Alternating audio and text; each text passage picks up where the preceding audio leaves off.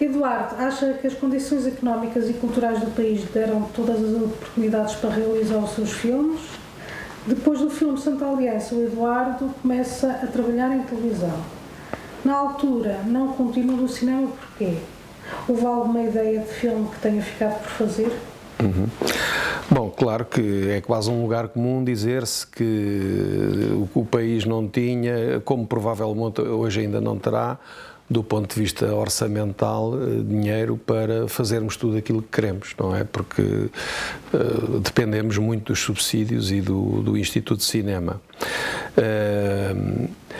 Eu, depois de ter feito a Santa Aliança, recebi o desafio de 2 realizadores que tinham cargos de responsabilidade na RTP e que me convidaram para fazer filmes para a RTP.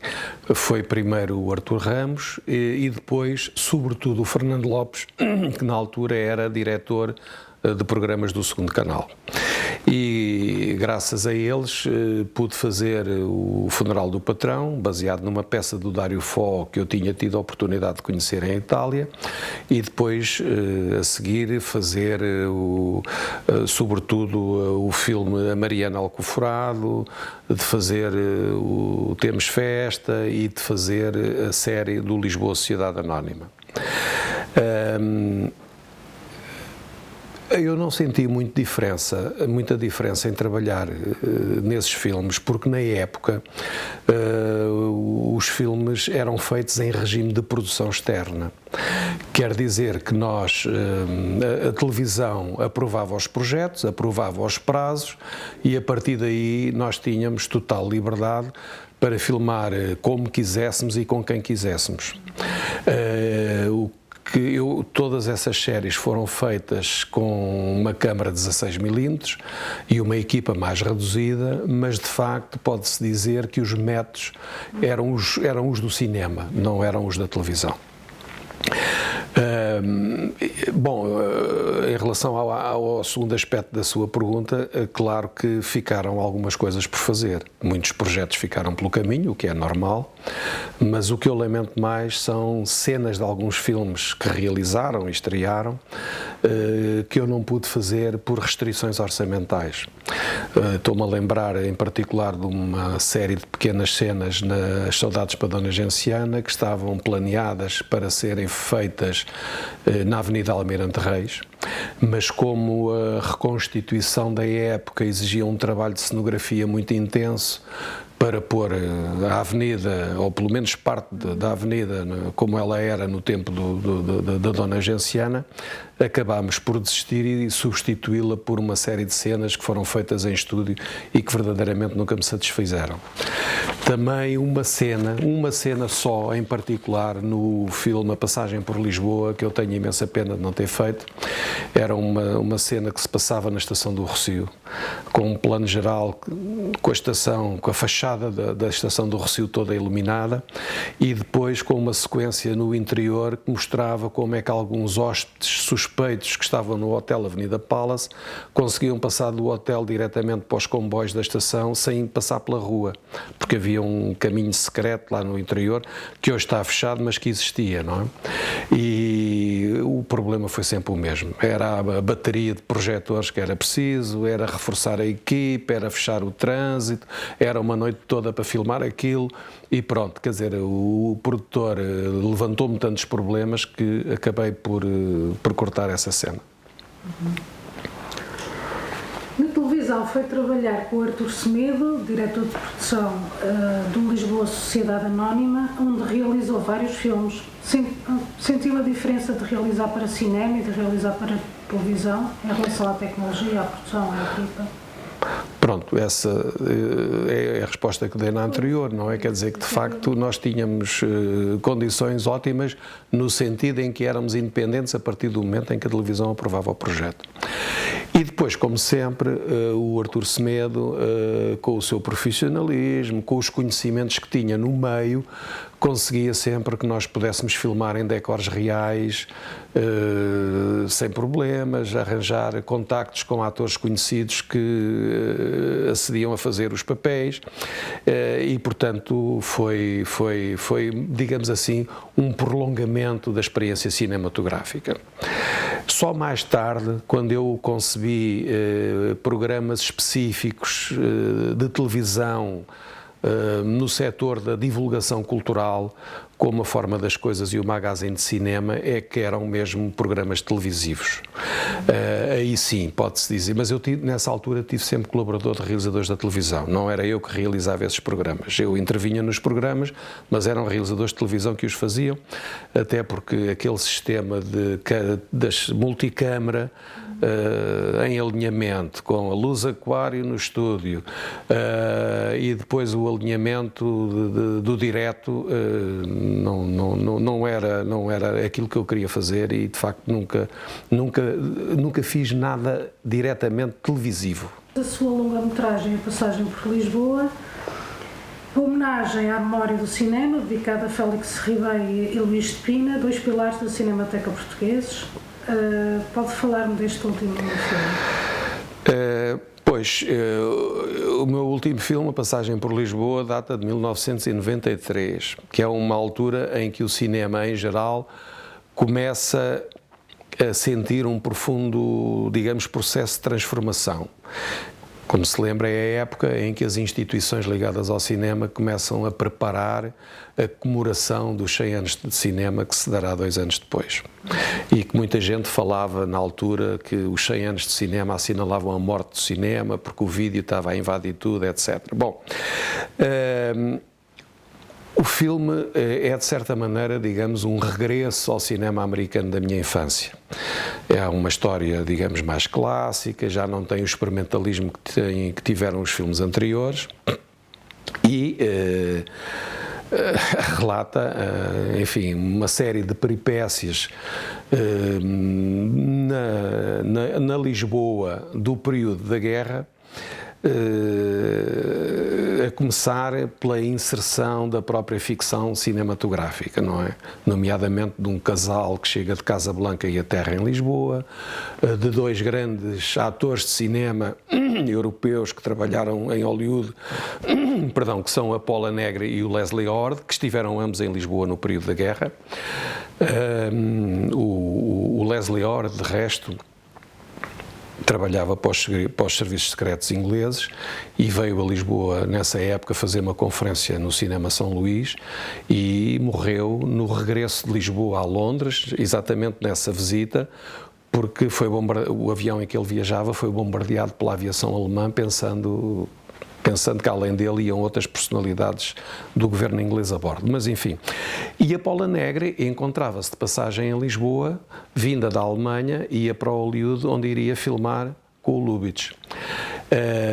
Eu fiz uma série de leituras sobre Lisboa no período da guerra e fiquei de facto muito fascinado, não só com estas personalidades, mas sobretudo com o facto de Lisboa ser um centro nevrálgico, digamos, da espionagem europeia nessa época. Tudo isto coincidiu com a estadia em Lisboa do Duque de Windsor, que tinha abdicado do trono de Inglaterra e que estava instalado nada menos do que no Estoril, em casa do banqueiro Espírito Santo, que era, como se sabe, um assessor privilegiado do Salazar. E, portanto, eu, tentei reunir esta gente toda num cocktail de ficção que me parece, enfim, que era divertido para o género e que fiz. A dedicatória do filme, neste sentido, ao Félix Ribeiro e ao Luís de Pina, pareceu-me muito oportuna, não só porque o filme é uma miscelânea do cinema que estava a desaparecer na época, mas sobretudo porque, apesar de serem 2 pessoas com quem eu nunca tive afinidades de caráter ideológico, eram 2 pessoas com quem tive grandes relações de cordialidade. E na verdade, devo confessar que sempre que a oportunidade surgiu, me apoiaram. em várias circunstâncias da minha carreira. Eram duas pessoas que eu admirava e que, objetivamente, acho que fizeram um trabalho muito importante, não só na consolidação da Cinemateca, como na divulgação da cultura cinematográfica entre nós e na preservação do cinema português. O Eduardo não chegou a fazer filmes em vídeo digital. Acha que o cinema, a partir dos anos da década de 80, mudou muito em relação à produção e à tecnologia utilizada nos dias de hoje? Como é que vê essa transformação?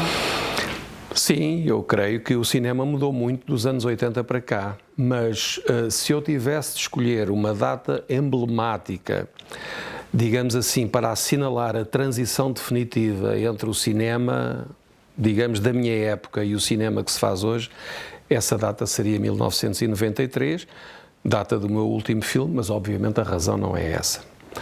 A razão prende-se com uma série de coincidências e de evoluções, quer ao nível da economia, quer ao nível da tecnologia, que tiveram o epicentro em 1993. Em 93 foi a data em que foi lançado o primeiro jogo vídeo em CD e que leva a Sony a fazer a consola da PlayStation. Foi 1993, é a data oficial em que a web se torna de acesso universal e gratuito em todo o mundo. Em 1993 é a data em que se consolida com a Time Warner a fusão dos grandes grupos de eletrónica, telecomunicações, imprensa, televisão, música e cinema, aquilo a que viria a chamar-se o multimédia. E a partir da criação do multimédia, o cinema nunca mais voltou a ser o que era. Em 1993 estreia-se o filme Jurassic Park, do Steven Spielberg, que é o primeiro filme da história do cinema a utilizar efeitos especiais digitais de imagem de síntese completamente virtual e que cria um efeito de ilusão hiperrealista. Ou seja, qualquer coisa que o cinema clássico nunca tinha conhecido. E, portanto, essa realidade virtual da imagem passa a ser a matriz essencial do multimédia. Não só nos CDs, como na internet, etc. E começou a invadir os efeitos especiais do cinema, não é? E o cinema começou a criar um fosso cada vez maior entre o grande espetáculo de entretenimento produzido pelas grandes companhias de Hollywood e o cinema independente feito por jovens realizadores que ainda, digamos assim, estão ligados, umbilicalmente ligados ao rastro da cinefilia. Portanto, o cinema não volta a ser o mesmo porque se divide em duas correntes, não direi antagónicas, mas muito diferenciadas uma da outra. E a possibilidade, sobretudo, este é um fator para mim também decisivo, que é a proliferação dos ecrãs em que se podem ver filmes e vídeos. É na televisão, é na internet, é nos computadores, é nos telemóveis, o que tem vindo a acelerar o desaparecimento das salas de cinema. Não é? A tal ponto que os espectadores baixam de ano para ano, não é? E, portanto, chegamos a uma situação paradoxal, que é, nunca se viram tantos filmes como agora, mas nunca houve tão poucos espectadores de cinema como agora. Bom, e, portanto, digamos assim, esta evolução simultânea, por um lado, do fecho sistemático das salas, que leva as pessoas a ver produtos audiovisuais noutros ecrãs que não são as salas de cinema, e por outro lado o próprio cinema industrial recorrer cada vez mais a meios digitais virtuais e a imagens de síntese, leva a uma evolução que é um abismo entre o cinema a que eu me habituei dos anos 60 e aquilo que se faz hoje. Para mim, ver um filme no YouTube não é cinema. Ver um filme fora de uma sala de cinema não é cinema. É, quando muito, o visionamento de uma fotocópia digital de um filme. Porquê? Porque o cinema, tal como eu o entendo, talvez de uma maneira um pouco restritiva, depende sobretudo de dois fatores. O primeiro é do registro da realidade, quer feita em película, quer feita em vídeo, mas que ainda obedece àquilo que se chama a ontologia do real. E o segundo fator é o visionamento numa sala de cinema. Se não houver o dispositivo de uma sala imersa na escuridão que cria a ilusão do ecrã, não estamos no cinema, estamos noutra coisa, e estamos na tal fotocópia, digamos, do filme, não é? E é nesse sentido que eu digo que em 1993 se começou a cavar uma separação abissal entre o cinema do antigamente e o cinema atual. Dito isto, eu devo reconhecer, e nesse aspecto posso lhe dizer sinceramente que tenho pena de nunca ter filmado com vídeo, depois de dizer isto tudo, porque a possibilidade de filmar em qualquer parte, com câmaras digitais portáteis, com som incorporado, praticamente sem luz artificial, permite o cinema fazer coisas extraordinárias, e esta nova geração tem provado isso. Portanto, eu diria, o cinema não morreu, o cinema renasceu das próprias cinzas. E o cinema português é o exemplo disto, porque não é por acaso que os filmes portugueses continuam ainda hoje a ser aguardados com tanta expectativa nos festivais internacionais. Para além de crítico, realizador, escritor, ainda desempenhou a função de professor na Escola Superior de Teatro e Cinema e na Escola Superior de Comunicação Social. Daí resultou vários livros teóricos de cinema que, a meu ver, os mais importantes para a memória coletiva do ensino, em cinema e em Portugal e para a minha geração, foi o Cinema em Transfiguração, de 78, e o Cinema Espetáculo, de 85. Sentiu que depois de ter estado em Londres, na sua pós-graduação em cinema, era uma forma de contribuir para o ensino aqui em Portugal? Bom, sem dúvida que o ter estado na Slade foi muito importante para a minha carreira académica e até para a minha formação pessoal, não tenho dúvida nenhuma. E talvez a coisa mais importante que eu tenha aprendido durante o período em que estive em Londres é que não devemos isolar a cultura cinematográfica de uma sólida cultura humanista e artística.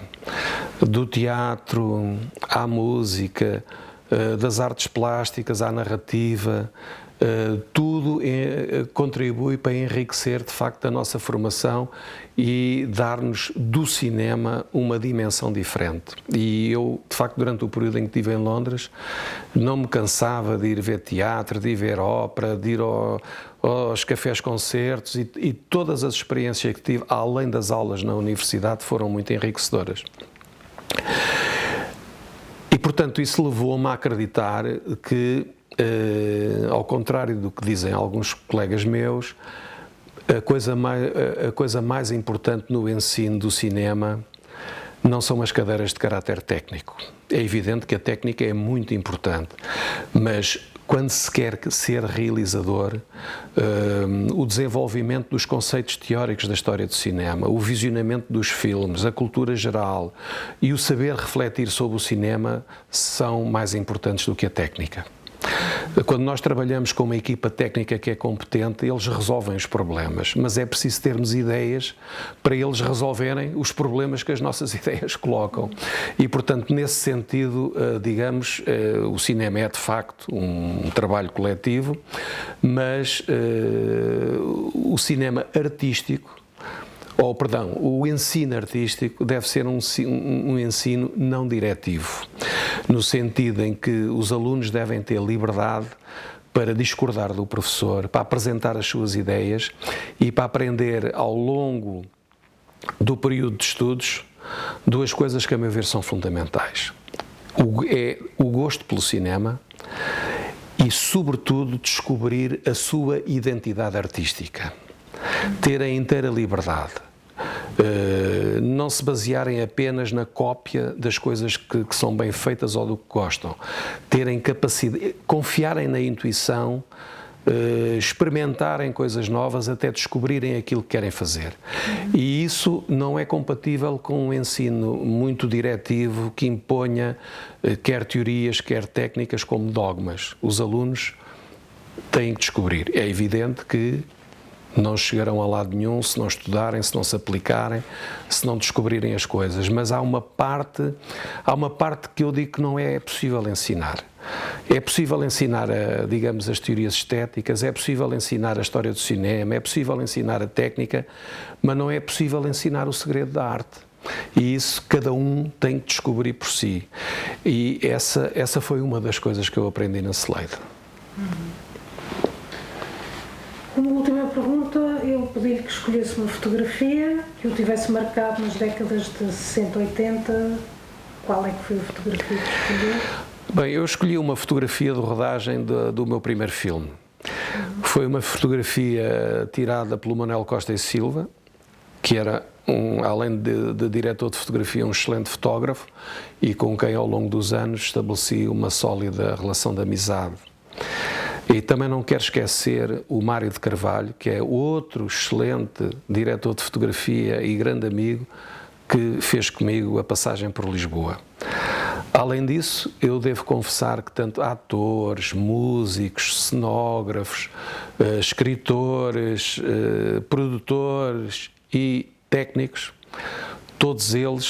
com todos eles passei bons momentos de trabalho, de profissionalismo e, sobretudo, de camaradagem. Esta é uma das razões porque é tão bom fazer cinema e trabalhar em equipa. A todos estou muito grato. Obrigada.